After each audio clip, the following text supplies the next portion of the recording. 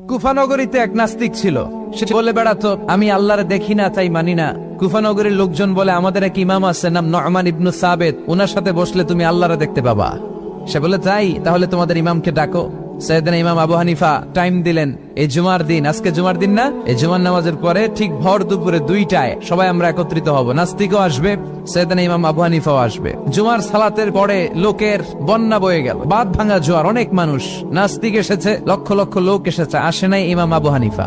আসে না আধা ঘন্টা, 1 ঘন্টা, 2 ঘন্টা পরে আসছে। নাস্তিক বলে, এই তোমাদের ইমাম যার কোনো সময়ের জ্ঞানই নাই, এর সাথে কিসের তর্ক? সাইয়েদনা ইমাম আবু হানিফা বলে, ইনদি উযর, আমার ওজর আছে। কি ওজর? সাইয়েদনা ইমাম আবু হানিফা বলেন, আমি ঘর থেকে বের হয়ে আসার পথে একটা নদী পার হয়ে আসতে হয়।